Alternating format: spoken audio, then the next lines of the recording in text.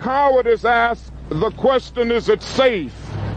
Expediency asks the question, is it politic? Vanity asks the question, is it popular? But conscience asks the question, is it right? And there comes a time when one must take a position that is neither safe, nor politic, nor popular, but he must do it because conscience tells him it is right. Every time our country stands in the path of danger, an instinct seems to summon her finest first, those who truly understand her. When freedom shivers in the cold shadow of true peril, it's always the patriots who first hear the call. When loss of liberty is looming, as it is now, the siren sounds first in the hearts of freedom's vanguard. Fighting for humanity and against globalism, one mind at a time. It's the Freedom Link with Joe Joseph.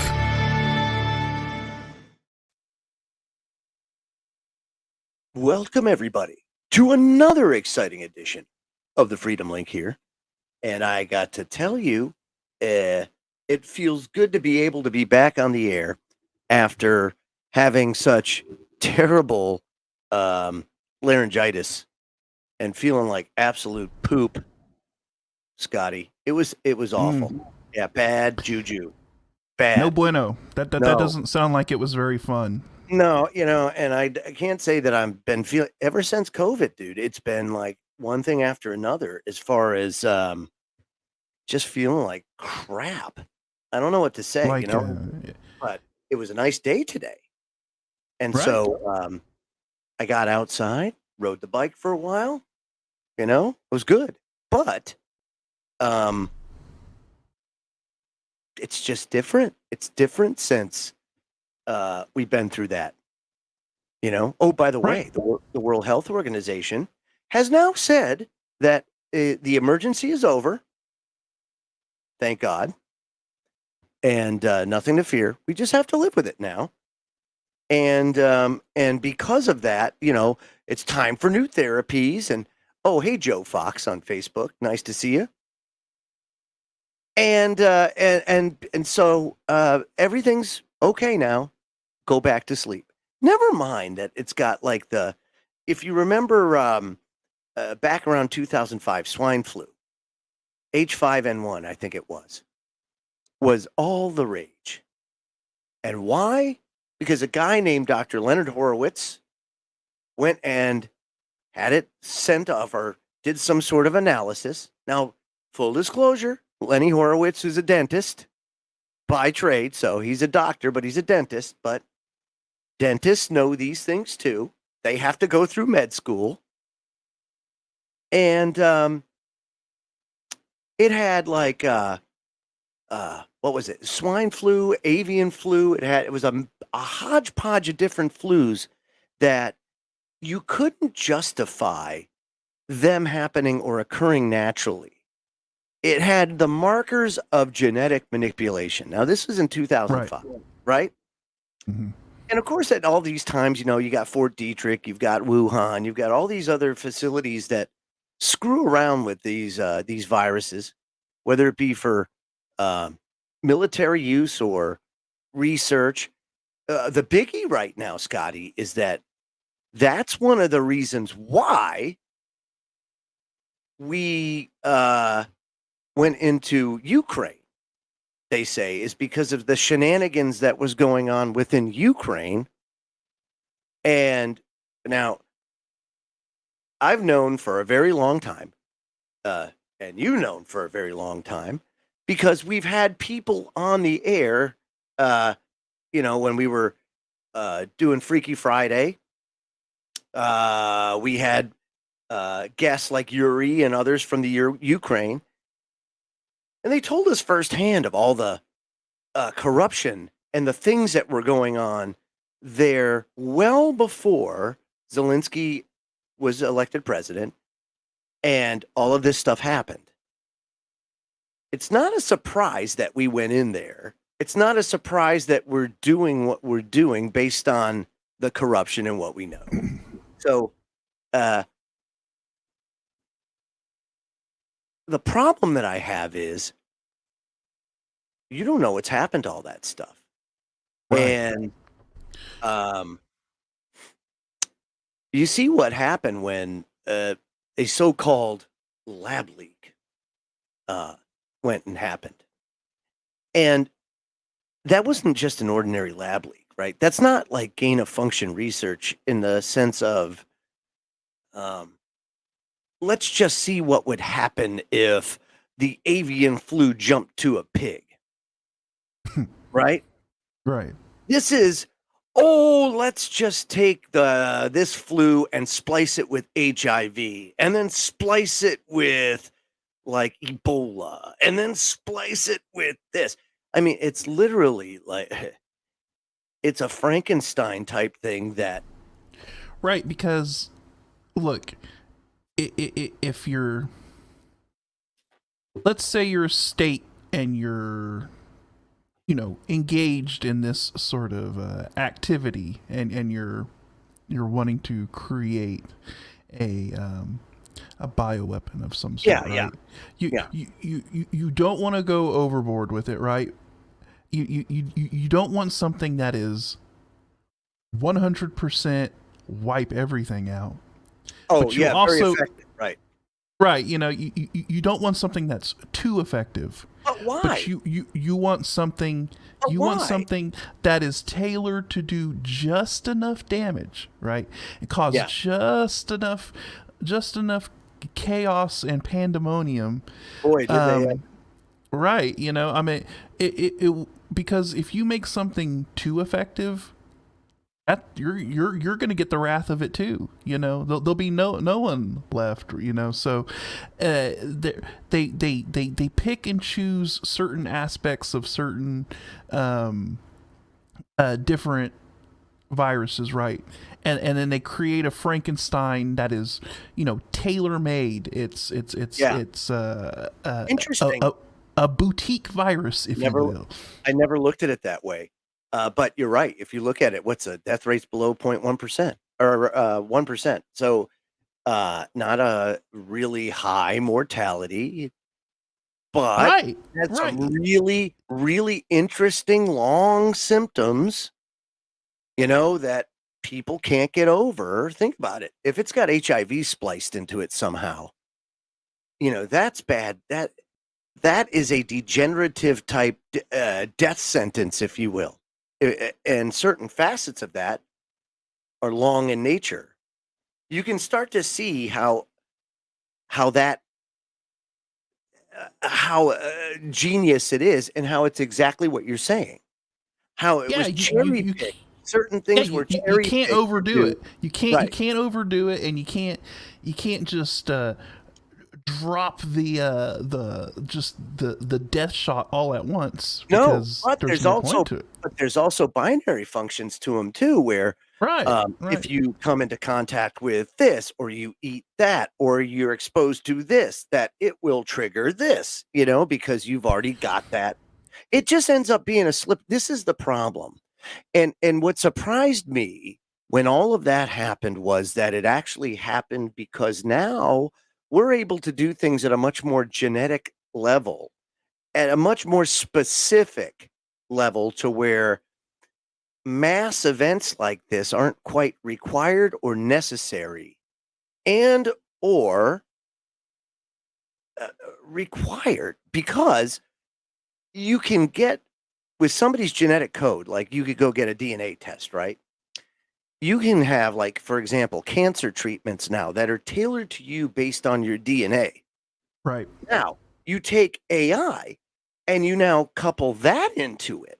Was just about You're to talking say. levels of magnitude advancement, Scotty, in the ability to treat illnesses and conditions.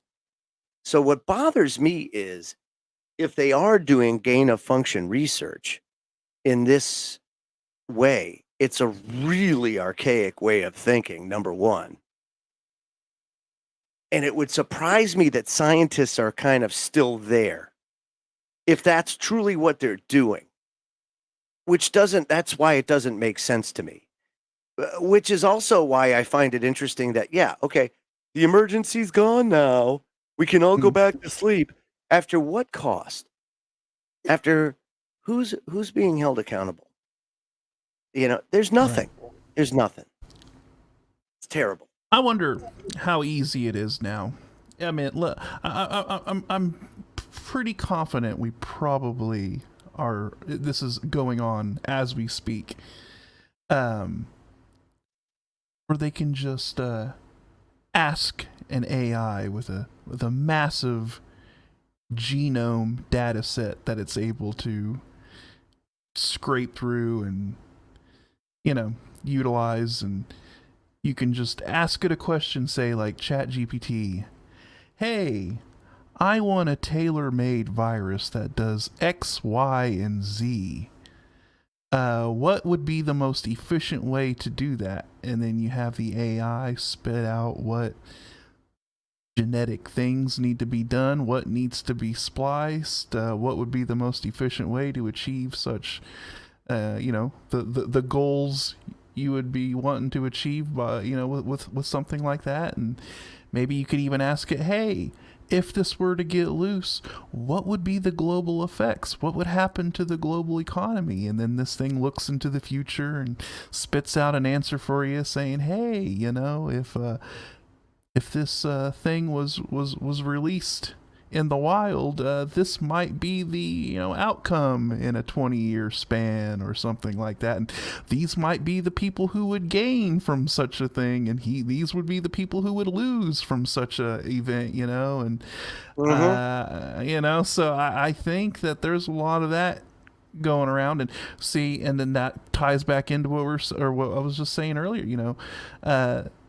You wouldn't need a 100% kill rate, nightmare scenario sort of virus. No, you wouldn't. To achieve Absolutely something not. like that. Right. It would just need to be tailor made to do just enough to create a scenario. So yeah. So I find it interesting that now all of a sudden everybody go back to sleep. Everything's fine. Nothing to see here, right? We can all get back to the distractions that are being created. We can all get back to that lovely polarized world that we live in. Because God forbid, Scotty, God forbid that you want to go to a Ted Nugent concert and you can't because your concert was canceled. And I don't know. I just have a problem with what I'm seeing here. Ted Nugent's Alabama concert canceled over public outcry. Lose this show or lose my business. Now, of course, first of all, Rolling Stone is one of those, it's like an activist publication. They used to be cool. They're not so cool anymore. But interestingly enough, they're reporting this, and I'm glad they did, because this is BS. And, if Ted Nugent wants to play anywhere, he should be able to play anywhere he wants to play. And that owner of a establishment should be able to do that. And, this is getting kind of crazy. Now, Terrible Ted is known to be vocal about his Americana viewpoint, right? And I get it. I get how a lot of people might not like him, but there are a lot of people that do. And Alabama, Scotty, would be the last place I would have thought would have messed with Ted Nugent. Right. You know what I mean? I don't know.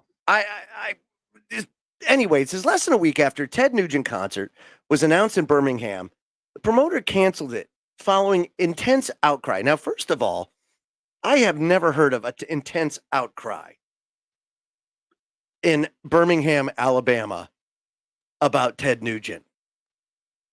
This is the first I've heard of it, but apparently it was so intense that they canceled the show. His criticism of school shooting victims, advocating for gun safety, contempt for animal rights, birtherism, and racist comments like calling Obama a subhuman mongrel, which, by the way, is not racist. He was just kind of giving his opinion on what he thought. Terrible Ted's played with many a good musician of all different races and never been a problem. Ted Nugent was influenced by Detroit Motown. That's what I'm saying. He literally grew up in that culture. So, That's right. it's ridiculous. So anyway, he was going to play the Avondale Brewing Company, right? Tickets go on sale right here, July 18th. They were supposed to. But the announcement prompted Facebook and Instagram users to leave more than 1,000 comments between the two platforms expressing their distaste for Nugent. They accused the musician of hating women, gay people, and trans people.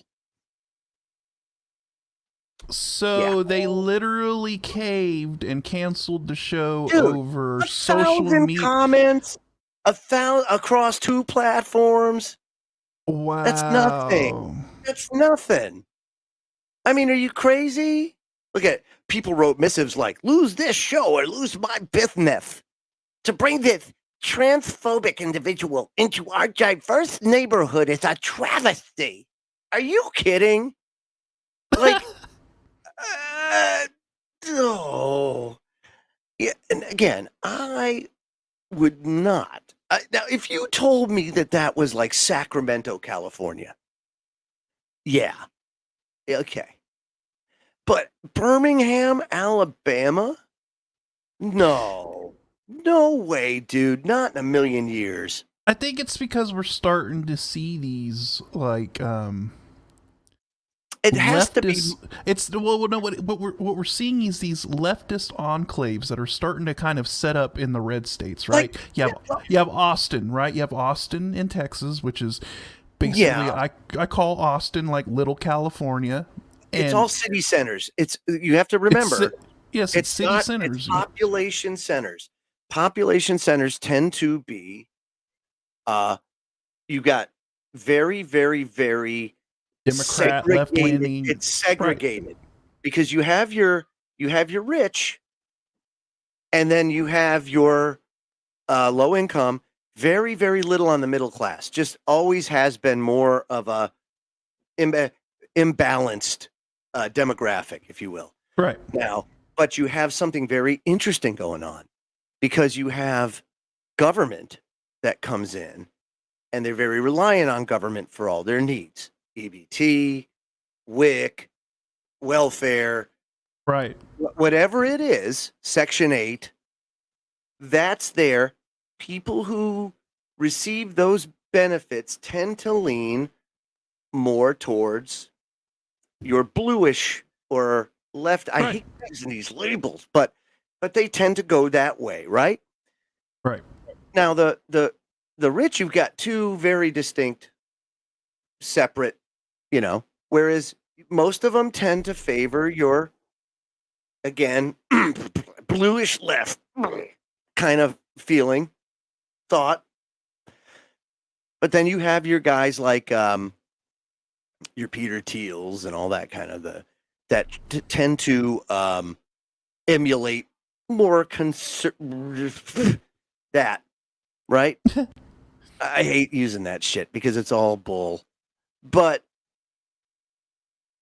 there's also this idea in the heads of people that, the low income, low to middle income in that demographic that believe in the charity of these people and the sincerity. And then, like we were talking before the show a little bit about, they tend to fantasize and or are more wrapped up in the Hollywood or entertainment aspect of that section of people. But it's all in those population centers. Atlanta, Georgia, Austin, Texas, Birmingham. I don't know, man. I know Birmingham's a pretty big city, so it is big, but it was never as It wasn't Atlanta. I'll put it that way. Right. And so, but I get it. But that's what it is. You go anywhere. I think if this concert was to say be held somewhere in the outskirts of Birmingham, Totally different or something, totally it would have been a different story. But because Wouldn't this have even was come up. like, being held in a real kind of inner city area or whatever, there was more of this outcry because of the. And I'll bet you it was probably a little bit trendy, right? It was probably in that kind of trendy area. I would say probably like like the gas lamp district in San Diego.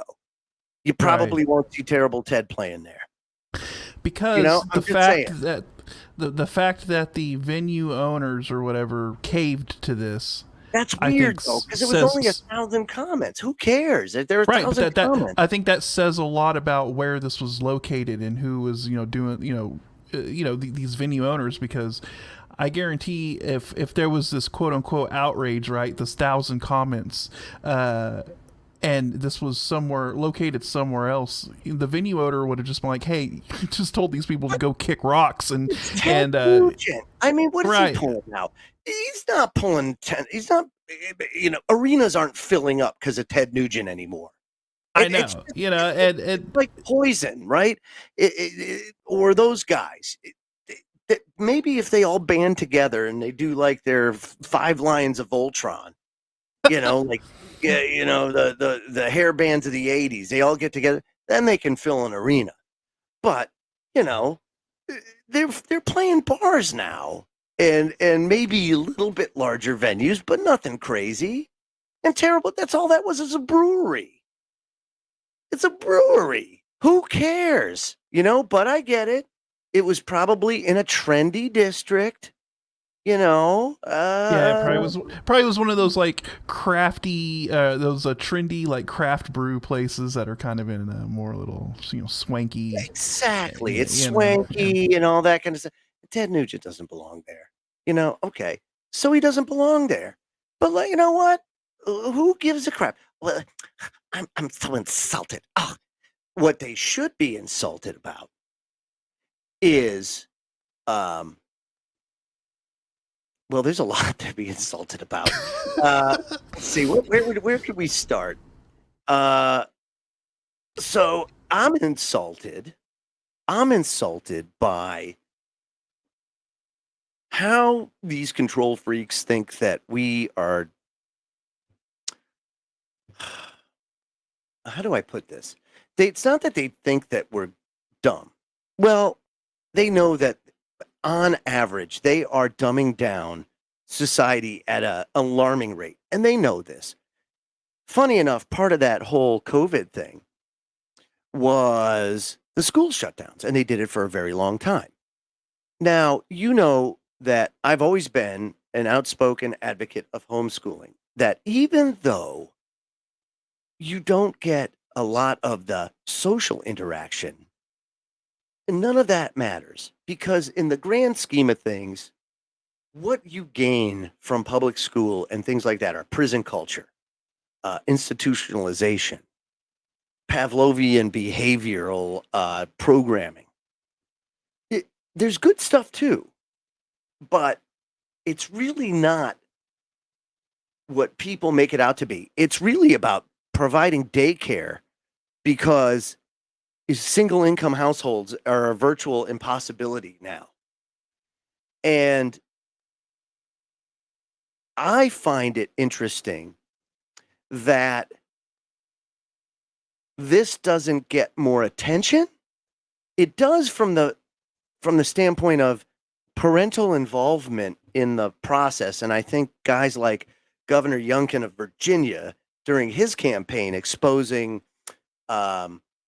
or really highlighting, not exposing, but highlighting just how government does not view the parent anymore as really anything of value. You're just a hindrance, Well, remember, Hillary said that it takes a village to raise your children, and they don't. It makes it easier. Well, they want they want the parent to be completely absent, and they want the government to step in as the parent, and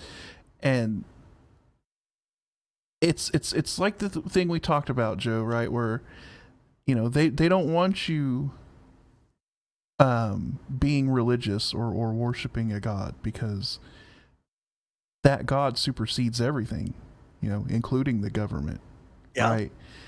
And they don't want the parent to be involved in the child in raising the child, because that parent is supposed to supersede everything. You raising your child and instilling values and education and everything, life experience and all that, it's the parent's role that supersedes everything. And they don't want that. They want the government to step in and replace that, because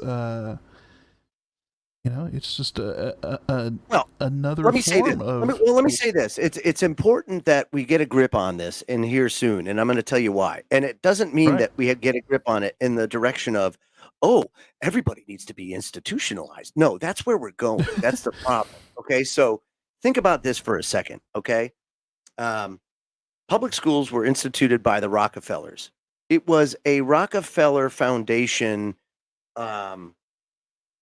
research, if you will. It was the endowments that created the modern day public school system.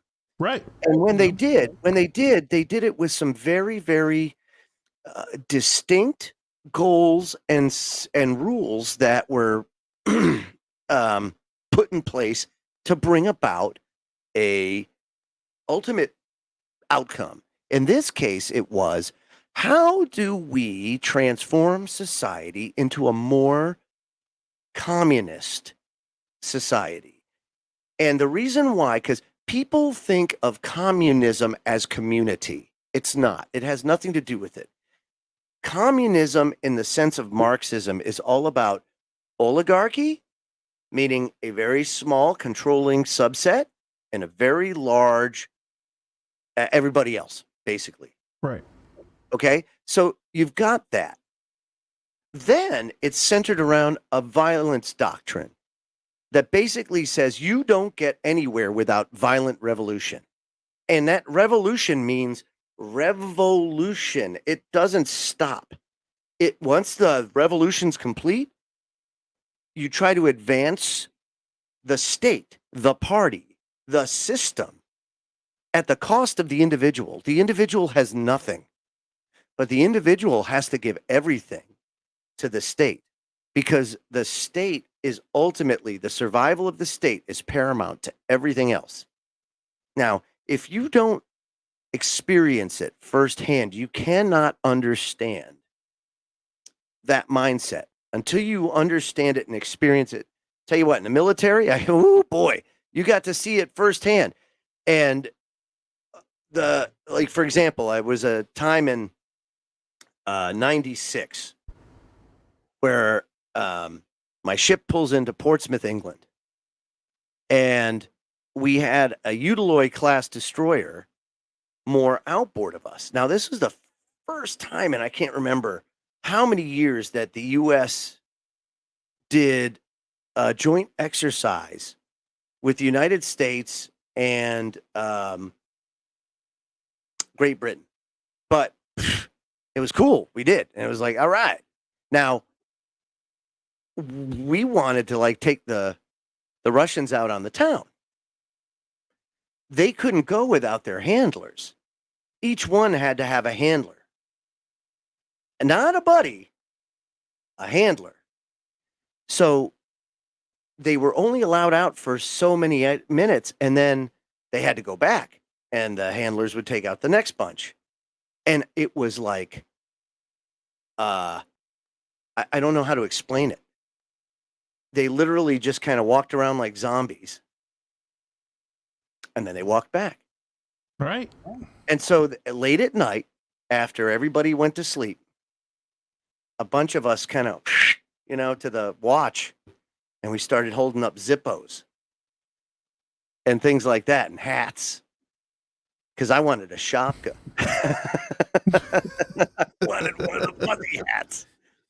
And don't you know, if I didn't get a fuzzy hat, you know, and it was really, really cool, but they didn't know what to do. And as soon as they did, as soon as we kind of connected, and this is why this whole war thing is bullshit, and why all these people that go to die, they go to die not understanding. And then they have a serious crisis of conscience when they get there, because here they are. And they're facing a guy that they have no problem with. If anything, they've got more in common with them than they do against them. Right. And it's just, it's insane. But we were there trading with them, and they instantly just melted. They warmed up, you know, to the point where we didn't want to get them in trouble. We were kind of like, shh, no.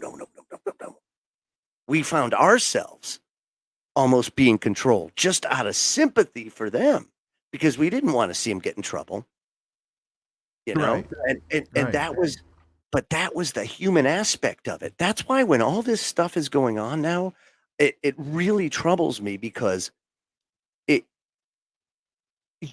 the news and the stuff and the things and the input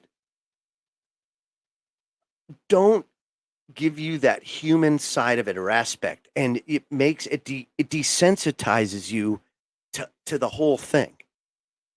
Right. And you Which is the shouldn't, whole and you point. shouldn't, yeah, and you shouldn't support it, and people shouldn't support it. And that part of communism, you know, I agree with that. Peaceful revolution is great, but revolution doesn't happen that way. It just doesn't. And you can try all you want, but there's always an aspect of violence to it. The peace part, that's great. You might get some peace here and there, but on the whole, it's a violent thing. And if you look at history, look at today, look at current events, the world as a whole, is it peace in our time? Or is it a giant shit show of violence and peace and war and corruption and heroism? And it's just, it's nuts. It's nuts. And it always will be nuts. But that's what being human is all about. And Right. that is what AI and the things like that, it's great. It's great in certain aspects. But let's be honest. It's too late to go ahead and want to regulate it or do anything like that now. The genie's out. It's done. Whatever happens from here on out, we got no control over it. It's going the way it's going. And that's it. Okay, let's put a law in place, right? So tonight in Texas, right, there was another mall shooting. Mm. All these laws that have been put in place, red flag laws, waiting periods, doing away with lead, right? Now they're talking about, well, the last lead smelting plants closed in the United States. So no bullets. They just put out a thing, in the National Register, about if you want to hunt on federal land, you can't use lead ammo. You know? Okay, well, that's great, but that means that like tungsten core or anything else, that's going to be expensive. It's going to price a lot of hunters out. Well, now you say, well, hunting's a right. People have the right to survive. I mean, isn't that where rights are derived from? Really, if you think about it, it's all about survival, protecting yourself, your property, you, who you are as a sovereign individual, a sovereign human being. Yeah. So little by little, they're taking all this stuff away. And we're letting them take it away. See, that's the other thing, Right. too. We consent when you're silent. Silence is consent. always has been, always will be. If you don't This speak is why up, you never ever give them anything on this, No. and that's the problem, is that, you know, the old saying, you give them an inch, they'll take a mile, and that's what they do. You That's know, right. and it starts out with just one little thing that sounds reasonable, right? like Ted Nugent. Right, you know, you know, just one little, hey, you know, it's just a small little thing. Don't Yeah, it's worry about small, it, you man. know. And then next thing you know, oh well, you know, Now we're $31 trillion in debt, right? 31 And- trillion. Yeah, because why? We didn't say anything. Because it's easier, right? Stick your head in the sand. Now, I will tell you that it's of absolute no value whatsoever at this point to think that you're going to change things politically. That you think that, well, I really like Bobby Kennedy as a presidential candidate. Well, guess what? I do too. I do too.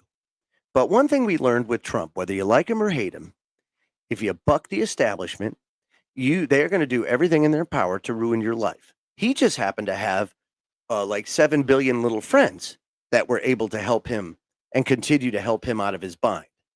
So if you're rich, that's okay. But you know, when you have limitless pockets like the government that can just print money willy-nilly and have all the resources, they can destroy a lot of people.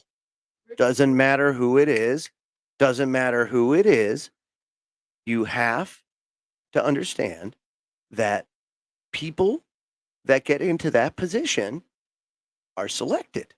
They're not elected, even down to the point where the two people that are going head to head are the two people that they wouldn't mind having in there anyway. So it's a win. It's all based on what the control freaks want. Who are the control freaks? Well, you saw a new one get crowned today. A lot of people say that the King of England is just a figurehead, but that family goes back 1,000 years, and quite a bit of inbreeding probably has affected their judgment a little bit, I'm sure. However, there's a reason why they call themselves the firm, and it goes very much in line with, say, like the what are they now? The Rockefellers and the Rothschilds, yes. So the Rothschild family, of course, is also very heavily in. You know, we can talk about like Bilderberg and all these other dynasties, these families, like the Kennedys, right? Now, he's interesting because he's more in line, like, he's more like his Uncle John F. Kennedy, more so in that John Kennedy was trying to get us off the monetary standard, get us back onto sound money, right? Silver certificates. There were other things that he was doing that was bucking the trend. He was talking truth to power in the sense of the media, the power of the media. And a lot of that was centered around the fact that he was really kind of a dog in his personal life. Had a lot of PTSD from military service. Had an abusive father, you know. But on the whole, the biggest thing that he is famous for is kind of taking on the establishment. And they took him out. And they took him out with people that eventually went on to lead this country, and still to this day. So you look at the control freaks and the ones that control through your ESG now, right? So now you've got environmental social governance. That's the rule of the day. You also have, what is it? Your social responsibility, corporate social responsibility, if you will. To where if government doesn't get it done, you leverage corporate power to get it done. Companies like General Electric are very, very big on that. You know, good old fashioned fascism, right there, right? You know, very much. But that's yeah. where did it start? Where did they get the idea from? Social media. So one thing the Twitter files showed was that, yes, we gave the government all the back doors in the world. They had all sorts of access. We gave them all sorts of information. We talked to them. They talked to us, blah, blah, blah, blah. That's fascism. That's what you get. Now, the difference is we're talking about it now. Where's the outrage? Where is it? Instead, people are focused on Elon Musk and his tweets and the fact that he called like PBS like a communist something or whatever. I can't remember. He stuck a label to it. Or no, NPR, not PBS, NPR. He labeled them as a state-affiliated media. That's right, which they are. Which they are, yeah. Okay, so what's Radio America over in Europe, or that broadcasting in North Korea and in Russia? That's what it is. Right. What's Russia Today? That's what that is. So what's the difference? We're gonna mince words about it? Okay, sure, but it is what it is. It's state-sponsored media. So why don't we say the truth and talk the truth about it? Why do we have to get run around by these politicians? Listen to this, okay? This is, guys, I'll play this. This is 4.5 minutes you're going to wish I gave back to you in the end. But okay, Senator John Kennedy is interviewing a guy by the name of David Turk. David Turk is Biden's Deputy Secretary of Energy, okay? So here's the Deputy Secretary of Energy talking to John Kennedy about carbon neutrality. Listen to this. Mr. Secretary, thanks for being here. I want to tap your expertise for a moment. Give me your best estimate, just an estimate, I know, of how soon you think the United States of America will be carbon neutral. So I think, according to the climate scientists around the world, and certainly the cutting edge scientists that we need to rely on here in the US, we've got to get carbon neutral by 2050. And I'm very comfortable with that target. And I think that's the appropriate target. By 2050. Which is only 27 years. That is not a long time away. And how much will that cost? So the cost that I focus on even more is all the costs that are going to happen if we don't get our act together. How much will it cost to get us carbon neutral? It's going to cost trillions of dollars, and it'll cost tens of trillions of dollars if we don't get our act together. How many trillions? I don't have the estimate or the numbers in front of me. I've seen a variety of different estimates, but it's a large amount. Fundamentally transforming our energy economy is a big deal. Tell me the estimates that you've seen. I don't have those numbers right on hand. So you're advocating that we become carbon neutral, but you don't know how much it's going to cost. So there's an awful lot of estimates out there. It depends on technology improvement and other kinds of things. You're the expert. I know with how much it's going to cost. I know with a certain, it's cheaper to get our act than it is to not get our act together on climate change. Okay, then tell me the cost versus the cost that if we don't do it. I think it's orders of magnitude different. If we don't get our act together, it's you don't have a cost. You want us to get there, but you can't tell. You want us to get there, but you can't tell the American taxpayer how much it's going to cost? Is that your testimony? It's going to save us money, and there's a lot of jobs. Well, how do we know if you don't know how much it's going to cost? I'd be happy to pull up the latest numbers that I've seen. How about $50 trillion? Is that right? It's going to cost trillions of dollars. There's no doubt about it. Okay. If we spend trillions of dollars and we achieve, some of your colleagues estimate 50 trillion. And it disappoints me that you're not willing to give the estimates. I hope you're not telling me you have no idea how much it's going to cost. That creates a whole new host of problems. But if it costs $50 trillion, as some of your colleagues have testified, to become carbon neutral by 2050, and I'm all for carbon neutrality, by the way, how much is that going to lower world temperatures? Or how much is that going to reduce the increase in world temperatures? So every country around the world needs to get its act together. Our emissions are about 13% of global emissions. Yeah, but if you could answer my question, if we spend $50 trillion to become carbon neutral in the United States of America by 2050, you're the Deputy Secretary of Energy. Give me your estimate of how much that is going to reduce world temperatures. So first of all, it's a net cost. It's what benefits we're having from getting our act together and reducing all of those climate benefits. We're seeing. Let me ask again. hundreds of Maybe billions I'm of dollars being, right now. maybe I'm not being clear. If we spent $50 trillion to become carbon neutral by 2050 in the United States of America, how much is that going to reduce world temperatures? This is a global problem. So we need to reduce our emissions, and we need to do everything we can. How much, if we do our other part, is countries. it going to reduce So world temperatures? we're 13% of global emissions. You don't right know, now. do you? You don't know, do you? You can do the math. We need to. You don't know, do you, Mr. Secretary? So we're 13% of If global you know, emissions. why won't If you we tell went- me? If we went to zero, that would be 13%. You don't know, do you? You just want us to spend $50 trillion and you don't have the slightest idea whether it's going to reduce world temperatures.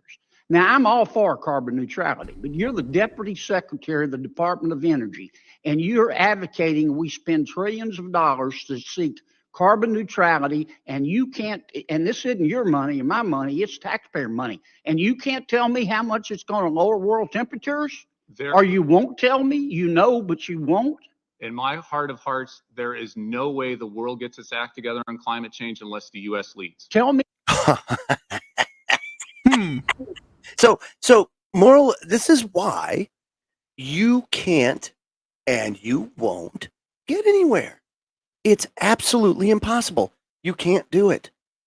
So knowing that, you have to change the game. This is why they've changed the game.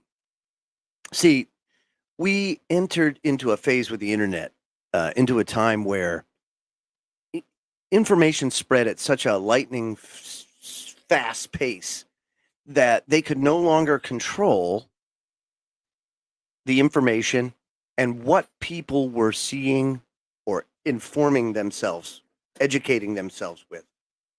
Right. As a result, they had to change the game. So they did. And they utilized social media, and social media and government colluded. And now social media and corporate America and government are colluding together. And it's all in this partnership. Well, that's communism. That's fascism. That's all of it kind of looped into one big package with a bow on top. You get a little bit of everything, a sprinkling of everything. Or as like Scotty said, they engineer it just enough. Just enough. Tailor-made boutique system that they have put together. But meanwhile, you got your guys in your cowboy hats and boots wearing that American flag shirt saying, our freedom. Oh, God, I'm in the United States of America, buddy. We're free as me. We are not free. It's ridiculous how unfree we are. As a matter of fact, I challenge you, go to Vietnam. Go to Vietnam. Go to Malaysia. Go to, let's think of other places. Venezuela. Go to Venezuela. All right? You're more free in Venezuela than you are here. Yeah, that's right. In a lot of ways, yeah. If you think about it, It is. But I mean, this is not Nicaragua. A lot of people think ill of Nicaragua. Uruguay. A lot of people think ill of Uruguay. There's a lot of freedom there. We don't get that here. You get all of the things that they have there. You want MS-13? We got MS-13. You want overcrowded jails? We got overcrowded jails. You see the people in there with, they're all packed in like sardines. Yeah, but at least they're not getting eaten by bed bugs and other vermin and ending up dead in their cells like that poor guy down in Virginia. Was it Virginia? I can't remember. One of those southern states, they just had a jail where the guy got eaten by bed bugs and died. I mean, damn. Fantastic. Dude, damn. Yeah, this is America. America, baby. Yeah, we're America. And because we're America strong. We're America. It's all bullshit. And that's what I wish people would wake up, understand it, and say, life is so much more important than 9 to 5 or living that rat race. You know who get it? Let me tell you who get it. The French get it. I never thought I would say it in a million years, but I was a victim of propaganda, especially when I was in the military, especially after 9/11, when French people were like, or the government was like, nope, we're not going to support this whole war and thing. It was all bull. And we didn't call them French fries anymore. They were freedom fries. And Yeah, freedom fries, brother. they get it. If anybody gets revolution, it's a French. You They know? have a pretty rich history of that. Yeah. Now, mind you, right? They have some of the strictest gun laws in the world, too. Right. But they can still kick ass and take names. They just burn shit down. You know? And that's all good. No, it's not. It's time for more than that. The whole that's why I say the whole revolution thing. You don't get peaceful revolution. It doesn't happen. They don't allow it to happen. Look at what's happening when you try to do it peacefully. Oh, let's have an open discussion and forum of ideas to where we can discuss our differences. Oh, that works out real well. Oh, the government gets involved. Oh, it co-ops it. Oh, it divides us. Oh, everything else. Meanwhile, here we started a good thing. We had a good thing going. Consciousness was spreading. People were starting to wake up. La, la, la, la, la. Then guess what? Government gets a back door. You try, and all this, they just totally shut everything down. Why? Because they couldn't control it. So now they control it. Right? Are you doing better now? No. Now they're telling you, be afraid. Be very afraid. Be afraid of this. Be afraid of that. And now it's be afraid of AI. Folks, you have nothing to be afraid of with AI. If anything, AI can free us all from a lot of things. One of it is, why do we have to do all this work? Now we have the technology. Hell, I want to play guitar for 50 hours a week. I can do that. I can soon, think about like energy to matter conversion. Why? Because we were able to put more assets and material and mindset and just everything into good stuff, not bad stuff. Now we can start like, general intelligence. Well, let's point it in the right direction. Okay, let's go down the road of like free humanity. And we talk about AI, a lot, and I don't want people to get the impression that we're like fear mongering about it, because we're not. Like you said, there's no reason to fear it. It's a tool. It's a tool, and it all depends on how that tool is used. Just like a hammer. In a singular sense. You can't look at it in a singular sense. That is, AI as one thing. No, AI is going to be a billion flavors of different things and stuff. And I'm telling you right now, some people are going to be good with it. Some people are going to be bad with it. It's going to happen, especially as time goes on. And the fact that it's open source, it's not like AI is just this thing anymore that some corporation has, hidden behind some proprietary walled garden that no one has access to. AI is an open source thing. Anybody can utilize AI. I utilize AI. I download data sets and create art on my computer or whatever with it. And it's something that it's like you said, Joe. Pandora's box is open. Everybody has access to it. You're not going to make it go away. It's not going to go away. And exactly. Right? Okay, like I said, we regulate guns. Right? Do bad people get guns still? Yes, of course. Are you ever going to stop them? No, you can't.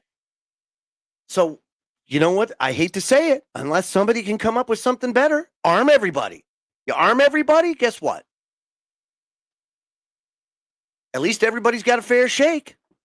Right? Exactly. Damn, I'd rather have a fair shake. I'll take that. Arm everybody. Because I get it. Criminals, they fear their own mortality, much like everybody else. And criminal is just a label. We're all criminals. You'll come to find out that you violate probably 1,000 laws a day. Yeah, you don't even realize it, right? We're all criminals. The difference is some people get caught, some people don't. But, that's a bad thing. AI, right? AI, now all of a sudden, social credit score. people better start tightening up on their behavior. That's right. All those cameras, all those things, going to be coming for you, that AI. So there's many ways that we can play it. When we come back, let's talk about some of the good stuff, some of the technology that's going on. We'll talk about carbon neutrality. Thank you, John Kennedy, for bringing up just how idiotic these asshats in Washington are. And this is why I say you can't, there's no way you can salvage this. We're done. Lost at sea. Dunsky. United States, not free. So let's focus on good stuff, shall we? Let's focus on solutions. Things that can help you and help me and everybody else. We'll be right back. Don't go away. Bill, take it away.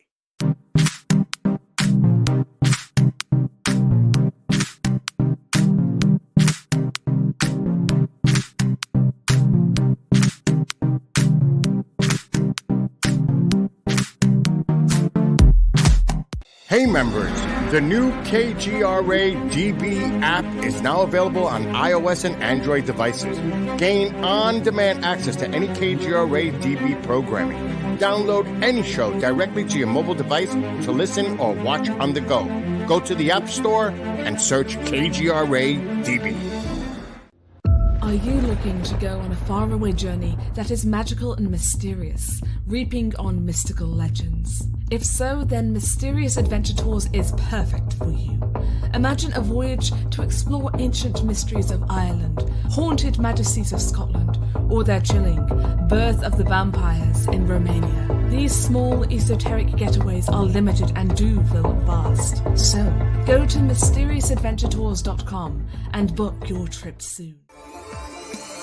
You're listening to the KGRA Digital Broadcasting Network. We provide unparalleled coverage of trending news in the world of ufology, cryptozoology, and paranormal phenomenon.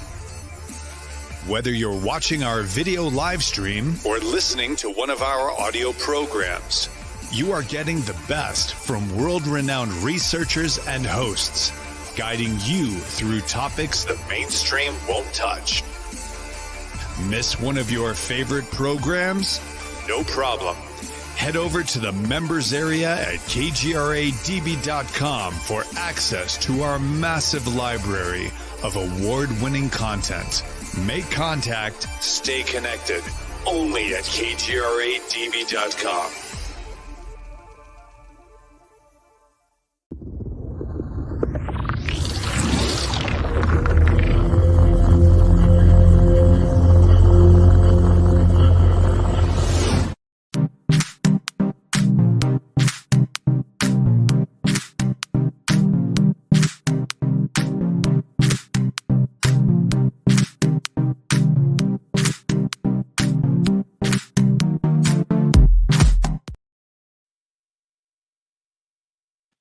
Well, we're back. It's hour number 2. It's the Freedom Link. KGRADB.com. We're talking about AI. And it's not all bad. It's good.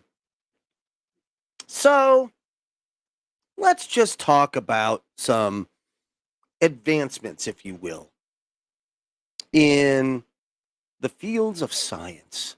Because science is good.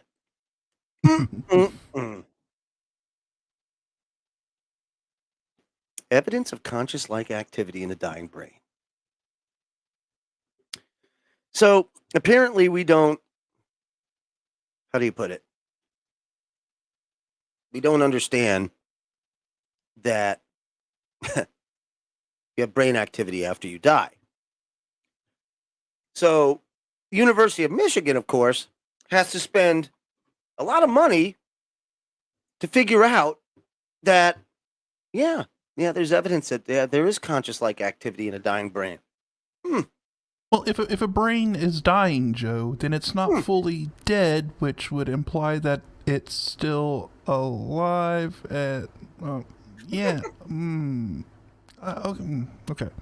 The reason why I highlighted this is no different than playing John Kennedy's basically bitch slapping of the deputy secretary of energy. Yeah. It's insane. Of course there is. But what amazes me is the fact that they're looking for some sort of consistency, a pattern, if you will. And I don't understand why. Almost like they're trying to rule out something that they know is true, and or there's some sort of movement underway to understand it because they can't avoid it being true. Almost like what it's almost kind of sounds like to me is like they want to, like they're trying to find the moment in which maybe the soul or the consciousness leaves the body. Yeah. That time frame. Yeah, they've waited when they see like, oh, we've waited to where like it's 28 grams. Right. You know, that's how much your soul is. And maybe it is a validation, if you will. And I don't know, because I don't know the background on why this study went about, but it had to do with near-death experiences in people that suffered heart attacks. Interesting. And it was after they died.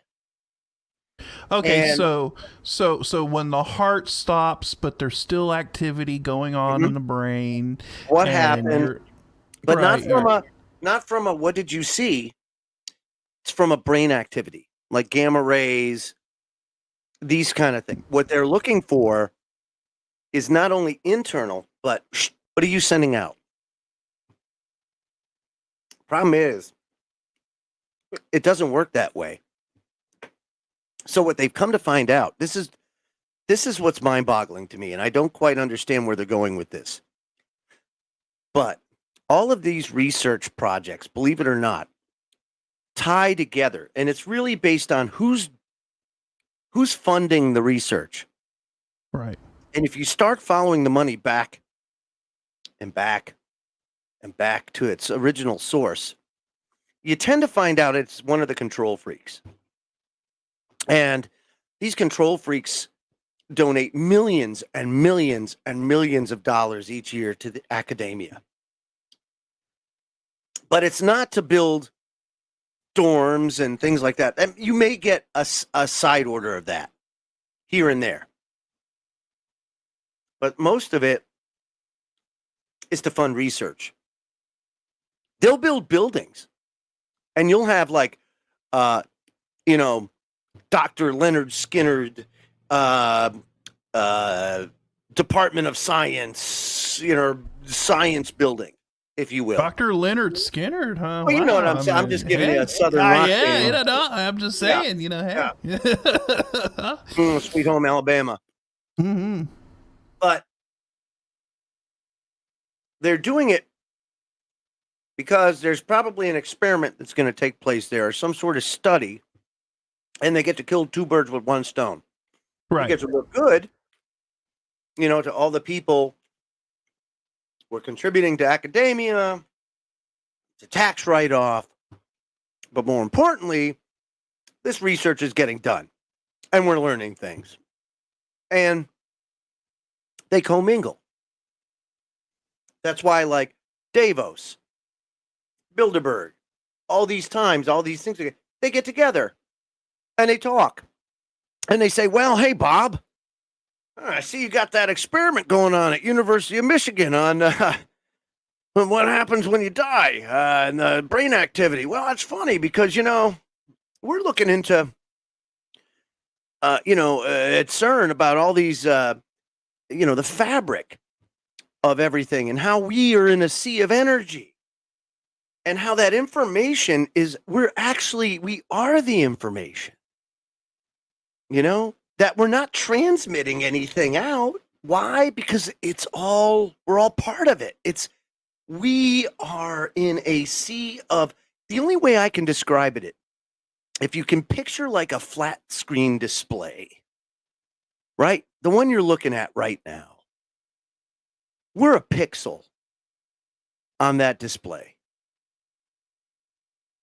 But so is your desk, so is your chair, so is everything. It's all a pixel, or pixels that make up that picture on that display. And it's being arranged via electrical signals with energy. And we're part of that. That's how we're arranged. It's the signal, but it's all happening around us. We're part of it. We're not transmitting to something. It's here. That's why the Bible says God's in everything. Well, of course. It's what we're part of it. The whole kit and caboodle, the thing. But that's the thing. If you look at it from a human perspective and the way our senses are limited, well, of course, you'd think that way. But no. See, CERN threw them for a loop. When they started going little and the particles got smaller and smaller and smaller, and it wasn't even CERN, it was more like late 19th century, those visionaries like your Einsteins and your Plancks. Yeah, once you had the sort of modern physics movement and then quantum mechanics and everything came about. When quantum mechanics and all that came about, that's total. Right. So now, but again, like I say, you have a tool at your disposal, and that's CERN. CERN is I cannot understate the importance of CERN relative to everything that you have and know. It really is like ground zero when it comes to all of the major modern advances in the world. You might not think so, but CERN is much more than an atom smasher. It is the backbone of everything, like internet, the computing power when they get all their facilities operating together, the quantum computers that run it. It's nuts. Material sciences, all everything. Everything spawns. It is like a rabbit hole of unbelievable. It is, to me, the modern day Tower of Babel. It really, truly is, in every sense. But it has totally effed up science because now they cannot deny the existence of intelligent creation. They're effed. So because of that, now they've got to understand it. And moreover, they're trying to emulate it. And this is where Antichrist power comes in. Because it's not about a person. And that's a big thing. See, a lot of people out there that buy into organized religion, it is exactly that. You have to understand the words for what they say. Words are important. They mean things and they have power. Organized religion means just that. You do something over and over again. And you're doing it in an organized fashion. You're doing it together with people in a crowd. Crowds are controllable. That people know this. And when you pull yourself out of it and you start looking at things the way that they are, and you're like, whoa. Like, for instance, there's no reason why on the face of the earth, knowing what we know now, anybody should be afraid of death. Because although you die organically, you never die. You can't. Time, the way things are constructed doesn't allow it. Once you exist in perpetuity. You never not exist. You always exist. Just in this time jail we're in right now, you kind of exist the way you are. And the flesh suit, of course. But there's no reason to fear it. Boy, that would put a different twist on things if all of a sudden people didn't give a shit about dying. Now all of a sudden, oh, really? All right, game on, MFer. And that's really, it ends up being, I find that human beings at their core fear pain the worst. That is it. That is to me like ground zero. If we could nip that in the ass to where humans no longer fear pain or can shut it off when they need to, that seems to me to be the best thing. And I don't mean that like, oh, you take your hand and it's like, ha ha ha. Not like that. Not in that sense. There's some aspects where pain is good, where you need pain to teach you. But when it's used against you, when it's used to control you, and it's used to in a evil fashion, we'll put it that way, that's the kind of pain you want to get. So they use that, right? If you can take away the fear of death, well, now all of a sudden it's, how do we make him, how do we control him now, Bob? It really Right, is. because if you remove the fear of death, then your state-sponsored coercion tactics don't really work anymore, right? Yeah, and right. things. And then pain, when I say pain, I mean like if you could relieve the stress. This is where AI really comes in and can be used in a positive way. But it's also reason why it's, and I think this is what the Bible refers to as the Antichrist power, because it will take the place of Christ. What do people do when they are in a pinch or in anything? They always reach out to their maker, God, Christ. And if you look at the Bible, what happened? Christ came down, healed the sick, fed the hungry, did all that. Well, now go to AI. AI starts curing cancer, leprosy, HIV, all of these things, right?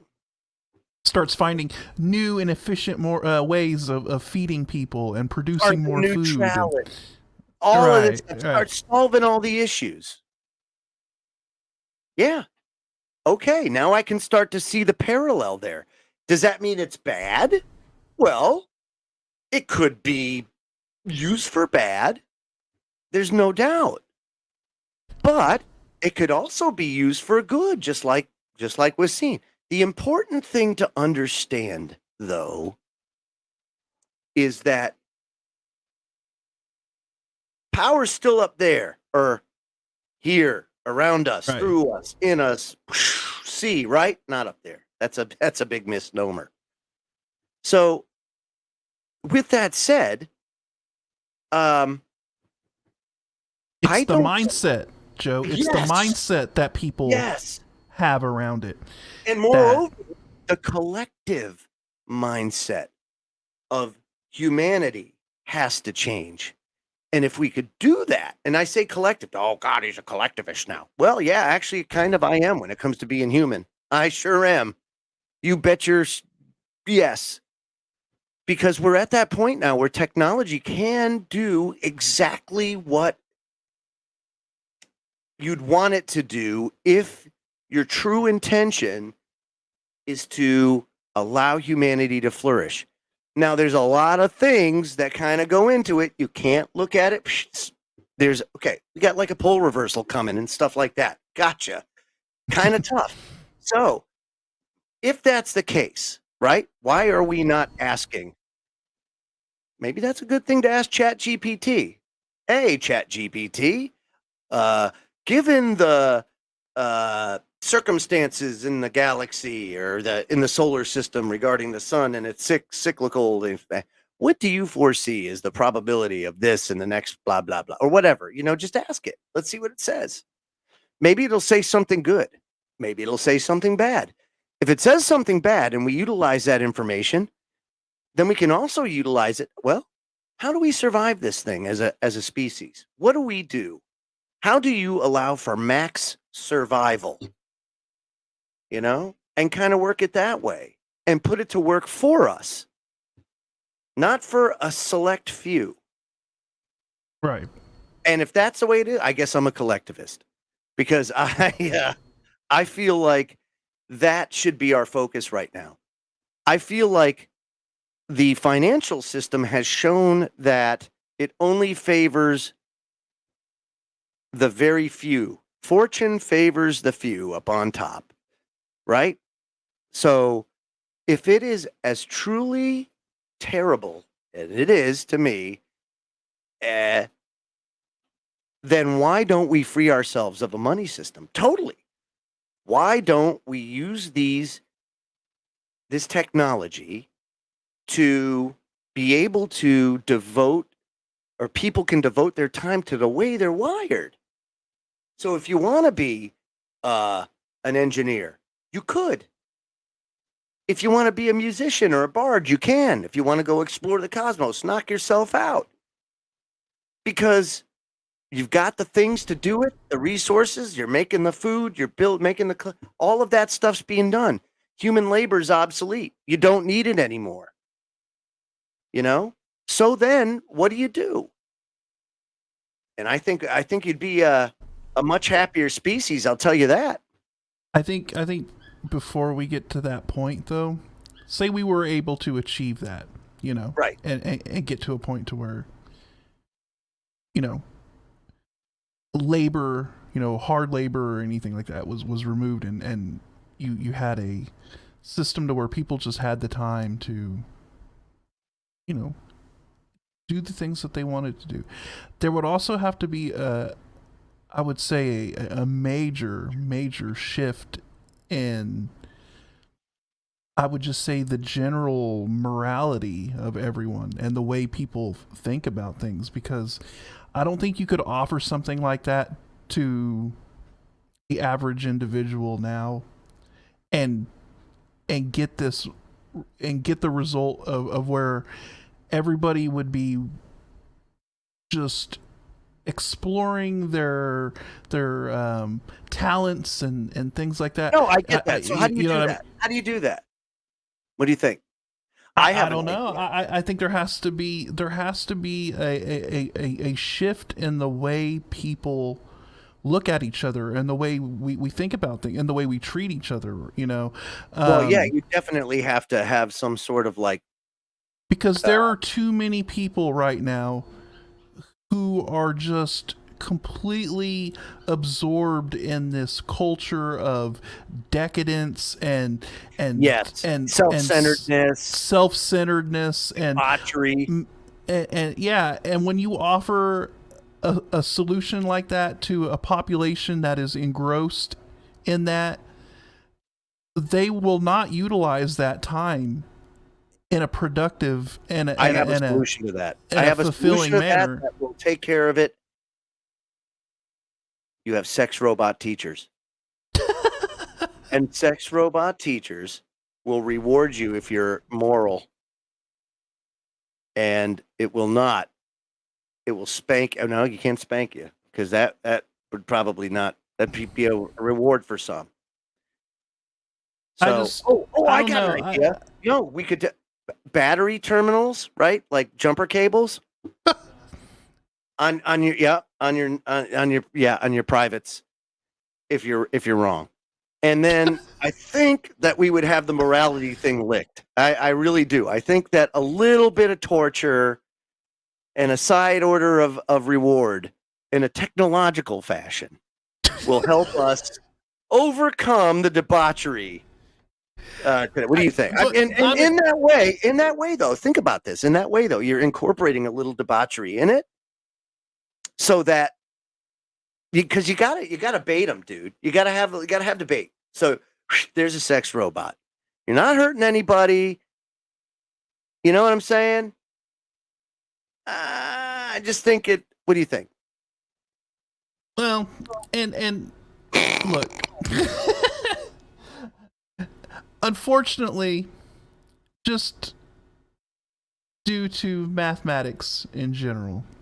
No sex robots. Oh no, we could explore it, Joe. I'm all for. Okay, I'm just checking because I mean, hey, I'm all for giving anything a try in your technological utopia. I'm telling you, this technology, as long as we're not just doing like the alphas, the betas, the epsilons, all that stuff, and I encourage everybody out there. Hold on, I encourage everybody out there, really, Scotty, watch the 1979 BBC version of Brave New World on YouTube with Aldo. Yeah. Oh my God. It won't be that, but it's close. That's all I'm saying. Go ahead. You know, there are certain people who have the qualities to be a leader, right? Right. And usually those are a very low percentage of individuals. Right. You have to be very self-sacrificing in order to be a humble, good leader. And it kind of runs counter to everything in that sphere at present. And it all boils down to our species in general. We're a hierarchical species. We're a tribal species. There's always going to be a very small percentage of individuals that are going to, we'll just take it back in the old days, right? You're going to have that very small, like the alpha male. Yeah, you're going to have that small percentage of people that become the tribal elder, the leader of the tribe, the alpha tranny. Because we can't do that, or not tranny, but at least you got it. You can't say alpha male anymore. It just has to be alpha. Right. Yeah, because you never know. The leader of the tribe. The leader of the tribe, yes. And then you have, I would say, your mass sort of, the mass percentage of people don't want to be leaders. They don't want to take on that role. They just kind of want to follow. Would you? Right. Let me ask you something. Would you? I wouldn't. I mean, honest to God. Well, let me say this. I would. However, it would not be the way people would think. And that's just the straight truth. Like, literally, I hope you don't mind, corporal punishment, some, what do you say, judgments, perhaps, on select people or individuals that have done great harm to everybody out there, at the expense of everybody out there, and have enriched themselves over and over. Yeah, I would say that it would be pretty brutal. But to your point of establishing like a moral code and things like that, I bet you that it would be extremely positive, and that you would have a decrease in corruption on the whole after they see what I've done to them. But that's a conversation for another time. All I'm saying is that I would at least do 12 on, 12 off with somebody on that kind of thing. And I think medieval torture is not off limits. And I think it should be. I think it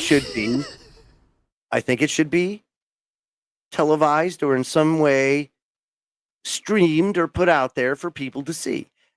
And I only say that because I've been to places like Chop Chop Square where you have public punishment doled out, and I can tell you their crime is extremely low, very low. To your point,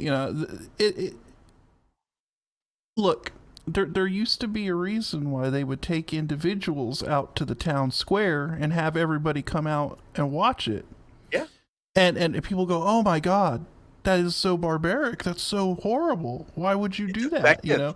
And they bring their kids out there, and it's a very effective way of teaching people, look, this is what happens whenever you harm somebody or whenever you cross the line. But I'm not talking about stealing a pack of gum though either. You know what I mean? No, I know.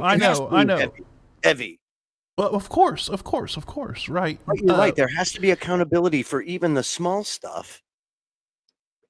But I think what's happened, Scotty, we've kind of gone overboard, and people have lost respect for it, for the system, for everything. They've lost respect for it. I don't know. What do you think? I just think that we're in a situation right now where everybody feels like they're a victim and that there's no personal accountability, and they just pass off it's always someone else's fault and not their own. Yes. Yeah. Not everywhere though, but yes. You mean, I mean, generally in this culture, it's in the culture, right? In the culture, it's someone else's fault. Nobody takes accountability for anything. Okay. And I think we need to start holding people accountable for. It's a touchy word. Well, I know. How far do we statute of limitations? Honestly, where do you stop? Where do you stop to say accountability? Oh, I'll give you an example. Reparations, right? Did you or I enslave anybody? No. I don't have reach back to that. Of course. My ancestors were Italian immigrants who were also discriminated against. Well, nobody should have to be held accountable for the crimes of their fathers or whatever that is. But it's happening. That's what I'm saying. Right, so where does it stop? Because it's happening. Sexual attacks or abuse or anything like that, as abhorrent as it is, leaves way too much to be abused if you allow it 40 years later, or something like that. Or if you make it carte blanche, like it's become the that Me Too movement.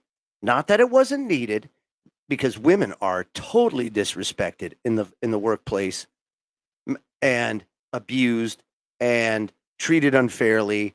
And I could go on and on. It's a terrible thing that women have. I think the accountability I'm talking about is the double standard of people being able to get away with things that the normal so you're talking about like a Biden family, or right, even that kind of accountability, like selling influence, or the Clintons or the Bushes or the quote unquote two-tier justice system that we're seeing, right? Okay, where those type shit. Where those in power are not held to account at the same level that me or you would be held to account. That's what I was getting at. So that's sort of communist. First of all, you're right. That's a communist setup. That's Marxist.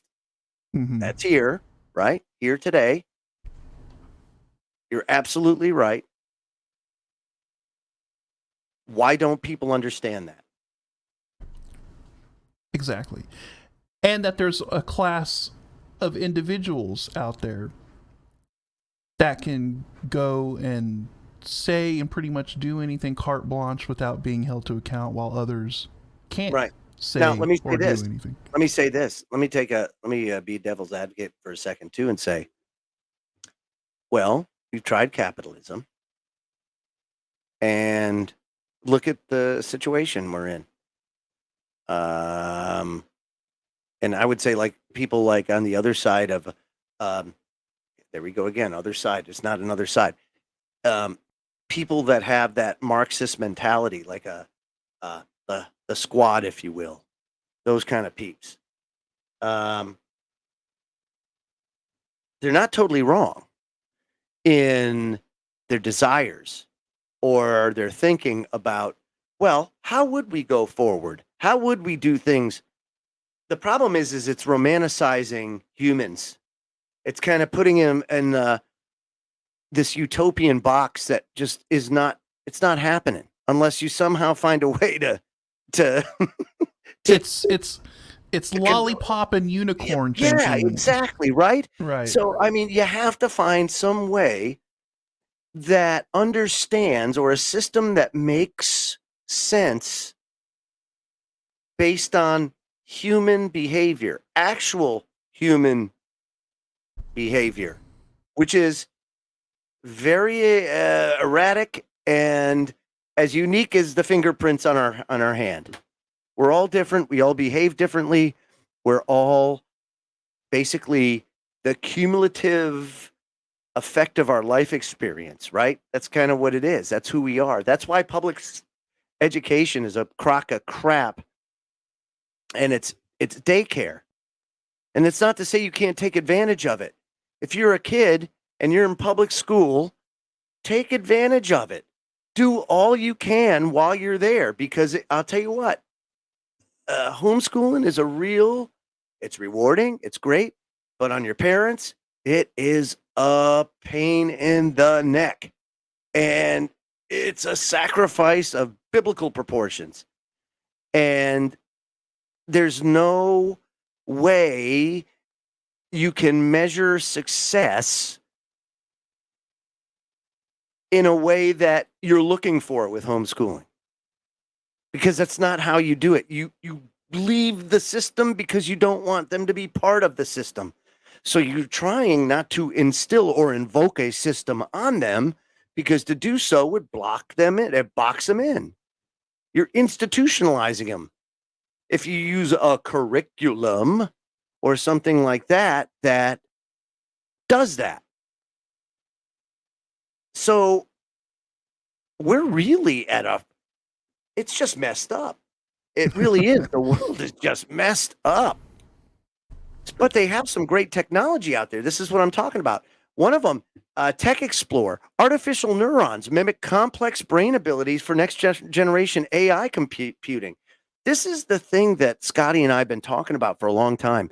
When AI took the stage, we're talking levels of magnitude advancement in technology year over year. So you're not talking like decades anymore. We're talking year over year. We're leaping and bounding. The only limitation is, I think, in my humble opinion, is the material science thing, because AI is going to be able to devote all of its resources to a specific problem. And some of these computers are really powerful. It says here, for decades, scientists have been investigating how to recreate the versatile computational capabilities of biological neurons to develop faster and more energy efficient machine learning systems. One promising approach involves the use of memoristors. That's right. Electronic components capable of storing a value by modifying their conductance and then utilizing that value for in-process memory. Key challenge has been to replicate the complex processes of biological neurons, and brains using memoristors have been the difficulty in integrating both feed-forward and feedback neural systems. And what they're trying to do is exactly this. Use these artificial neurons to process both light and electrical signals, just like a human brain. Now, if they can do that, what you're talking about is you're transforming the way we compute things.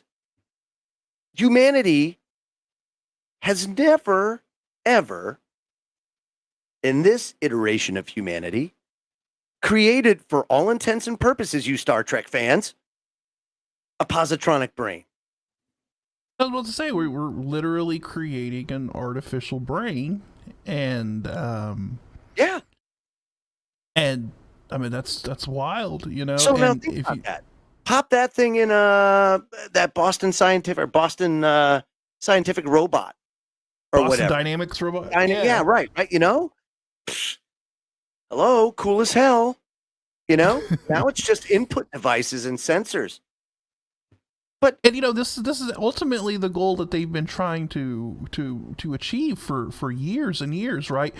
First, you know, remember was it years ago, we were talking about the advancements in them. They were scanning the human brain and trying to get a model of it, right? So that they could kind of, rough out how many neurons are in the brain and all of that stuff. And once you've worked out, let's say, how many neurons there are, then you can create an artificial intelligence that uses that many nodes, because all artificial intelligence, right? Think about this. Think about the computing power in a small, because what you're being able to do is create something much more compact, much more efficient, that can process these signals with a lot less energy, which means that you technically could put in a brain, an artificial brain, in a robot. And as long as you got motors and things and stuff to be able to move it around, damn. But I mean, it's just more than that. It doesn't need a body. Why does it need a body? It doesn't need a body. It can control anything if it has access to it. Then this ties back into the research with the consciousness thing that you were just talking about, right? Thank you very much. Because what it also seems like to me is that they're like, okay, what is the minimum level in which a brain can be functioning where we can hold a consciousness? Failover testing, all of that stuff. Right. Yes. If we can run an organic brain at just enough of a level to where it can sustain a consciousness, then I knew there's a reason why I keep you around these parts. I'll tell you what. And that's exactly right. And then we're going to be in the future world, Joe, of brains floating in jars, and Yeah, and it's funny because Joe Fox just said it best here in the year 2525. Now, that's what they tell you because you really have no way of knowing. You have no way of ascertaining this. We're in uncharted territory. Think about that. It's accelerating at a level we can't control it faster. And there's no way you're going to control it. It's done. Genie's out. Now it's buckle up, Buttercup. It's time to see where we go from here. We might be talking about 2045, maybe 2055. I mean, with the way things are going. And again, I want to highlight how you could use this to come up with solutions. So earlier in the broadcast, we played John Kennedy wiping his tuchus with Deputy Secretary, Department of Energy, over carbon neutrality, which I am also a proponent of, only because the technology exists and has existed for some time to be able to go in that general direction, not rely on wind power. That's the thing. If it was feasible and it could be done, yeah, why not? Right? Why not? Let's do it. And it doesn't have to cost $50 trillion. And even if it does, it's only going to be because you're really doing a cool infrastructure upgrade, but whatever. New hybrid photocatalysts for water splitting with an internal quantum efficiency above 100%. Now, you might say to yourself, what the hell did he just say? So let me pull up this. This is Tech Explorer. See, this is what happens. Scotty and I go into full geek. And we used to do this. Kev Baker, Scotty, and I used to do this on Freaky Friday. And it's important that you always follow the research. There's two things you follow, folks. If you want to know where we're going and what's fear-based and what's not, follow the research and follow the money. If you follow the two, they'll always lead back to who's doing it and why they're doing it. And as we've shown tonight, all of this research ties in different things, different places to kind of paint a picture, if you will.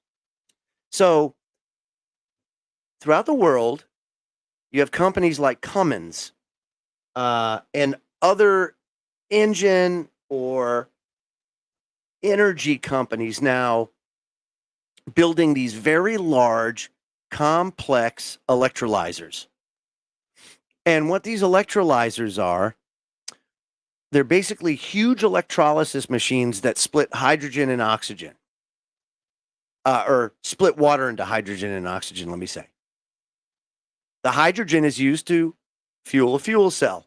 The oxygen is used to fuel a fuel cell. You could do a fuel cell, or even more so, a boiler. You can run a boiler that runs a turbine, and it'll run it in perpetual motion as long as you have water. And your output is water because it just recondenses.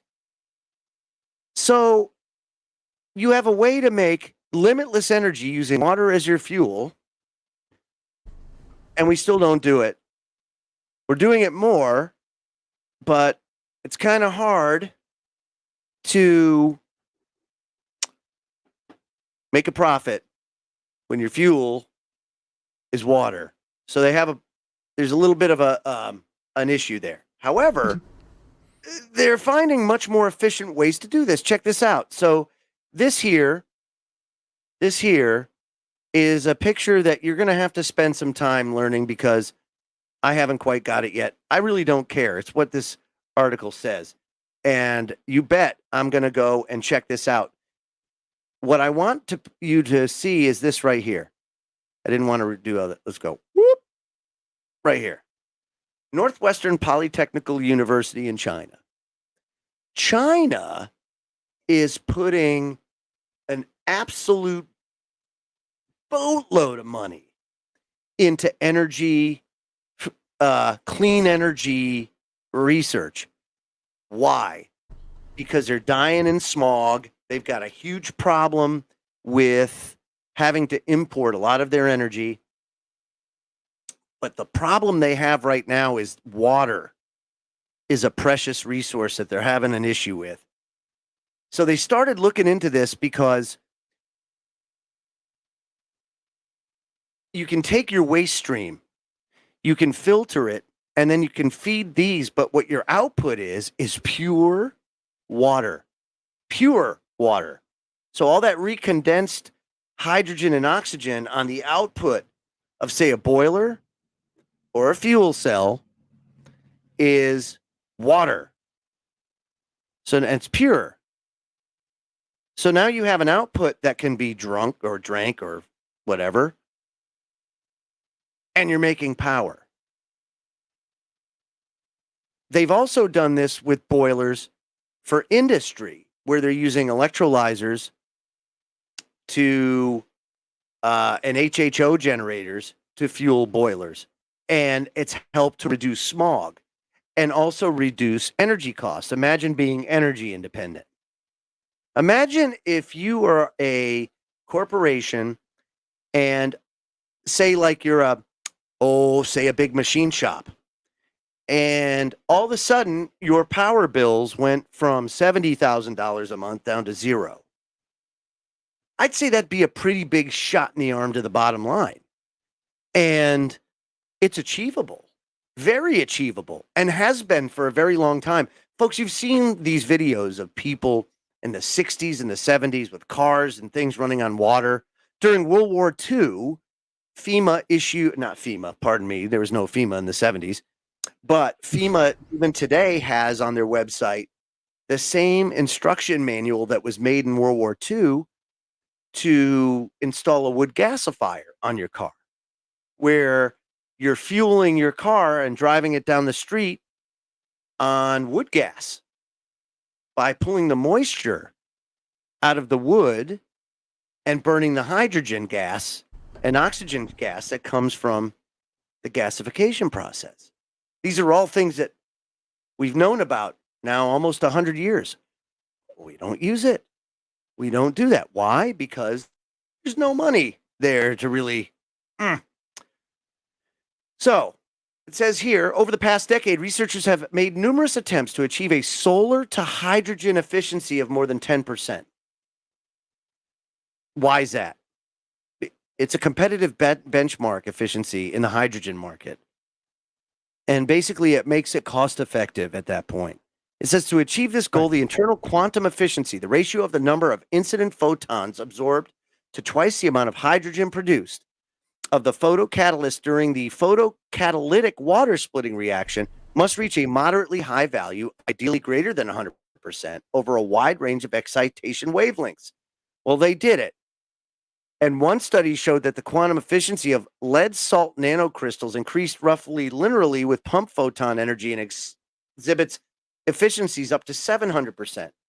In these electrification or electrolyzer processes, you have to have like a caustic agent to help it along, to help that splitting process, so that the energy that it takes or is consumed to make it doesn't exceed the amount you're producing. You understand what I'm saying? You have to make it Right. a net plus. You can, and you do in certain areas, but when it comes to like fuel cells and things like that, you want to make sure that you're being extremely efficient and that your feed, and this is real time feeding it too. You know, you're not a shore facility that's just sucking up seawater, making hydrogen and oxygen to fill an ocean going liner with hydrogen on its voyage across the Atlantic. That's not what you're doing here. This is a real time feed to a fuel cell. That fuel cell has to power, it has to run in perpetual motion. But it can't take more power than it's producing. Otherwise, forget it. It ain't going to work. So good breakthrough there. This is great. And again, this is where AI really plays into it, Scotty, because you could take that, feed it into the AI, and then it can start running experiments and learning each time. That's the whole thing with machine learning. Yeah, exactly. That's the whole thing with machine learning and AI is efficiency seems to be it's a very well tailored for making things extremely efficient. So and from what it sounds like, so we're talking about solar to it's taking solar and then converting it and using solar to split the water. That's correct. Yeah. Now see, like I've seen setups to where you basically have a turbine that creates power. That turbine also would feed back and power like an electrolyzer. But that turbine is getting its power from a boiler. And that boiler doesn't take as much gas to boil water and create steam. See, so if you do it that way, you're not doing this. It's almost like, the only way I can describe it is having a direct drive motor and having a motor driven by a belt, where you have an intermediary with the belt that's transferring the energy from one to the other, where another thing is just straight on from the energy producing. Yeah, the solar thing, you're just removing that sort of middle. Yeah, the middleman to it. But it's really cool to think about, you know, as far as that's concerned. Really, all you need is a tank. You got to have an oxygen and a hydrogen tank to kick the process off, a big enough one to kick the process off to start making it. Once you make it, it should run in perpetual motion, you know? And that's, if you did that nationwide, why do you need nuclear reactors? Why do you need natural gas plants? Why do you need all that? It makes no sense to me. Why aren't we doing this yesterday? So that is an interesting thing that can really help change things. Could you imagine if every house had an electrolyzer or whatever on it? And I mean, we have fuel cells now that literally the size like this big that can put out 50 kW. Every house could have its own independent power source. The only reason why they haven't done it or can't do it is because of the service, the level of service personnel needed to do that would be enormous. But if you had an AI system and a bunch of drones that could go into these and change the plates in these fuel cells, now all of a sudden it becomes cost effective. There's also a very fascinating hydrogen fuel technology that I had seen where the hydrogen isn't stored as a gas, and so it can be stored safely, and it's stored in these like metal pucks, and the metal holds the metal actually holds the hydrogen ions. Holds the hydrogen, and it's cool. Very cool stuff. So that's the direction we need to be going. We need to be going hydrogen, I think, is the direction. Oxygen, hydrogen. The crux of my career was in civil service and in the U.S. Navy, but it was in emerging technologies. And then now I'm in aerospace. And the interesting thing about that is the focus on smart factory. Smart factory, Industry 4.0, and energy conservation is all enormously huge. And it has put me in a position to be able to really understand where the cutting edge technology lies, but also gives me the ability to kind of weed out the wheat from the chaff. And there's a lot of chaff out there. There's a lot of people and companies making claims about things that are a bunch of baloney. Right. And these green freaks, these ESG freaks, have all bought into it. So what I can tell you folks is make change within your sphere of influence. The only way we're going to do this is to make change within your sphere of influence. So within the people you trust, you start developing relationships, exchange ideas, do things like that. Things on a mass scale right now are a little kooky. So don't be a Ted Nugent and get yourself banned. That's all I will say. Don't be a Ted Nugent and get yourself banned. Terrible Ted. If anything, the poor bastard should have been banned for wearing a loincloth, not for what he's being banned for now. Hey, Wango Tango, baby. I know, but I'm saying, man, loincloth. Yeah. Come on, man. Enough of that crap. But yeah. Yeah. Any final thoughts there, buddy? No, it's just it seems to be getting more and more surreal. It sure does. Every time we get together. But don't buy into the fear. Not you, but everybody. Don't buy into the fear. Right. Okay, they want you to fear things. They want you to think the economy is going to collapse next week or on June 1st because of the debt. And which, by the way, it would only be to our benefit if we let the debt ceiling expire or not service the debt. Would interest rates go up? Sure. Would people not want to trade with us? Oh, probably. But folks, the United States could shutter the borders and be 100% self-sufficient. We could do it tomorrow. We have the technology, we have the talent, we have the resources. We could do it tomorrow. Short-term pain, but it would free us forever. Not to say you should put walls up. I'm not saying that, but I'm just saying. We have everything. Yeah, we have everything we need within our own country. We have all of the resources necessary to completely sustain ourselves. Yep, and we could do it tomorrow. Would it suck? Abso-freaking-lutely in the short run. But boy, oh boy, would we be stronger than ever if we would just tell all the control freaks to F off. And people would have to learn a little something called sacrifice. And that you can't live with the self-centeredness, like you say. You can't live with everybody. When I grew up, man, I had one TV in the house. You could live with that, It's crazy.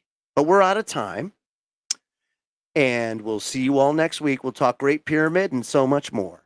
Ooh, fantastic. Yeah. Have a great night, everybody. Take care. Bill, take care.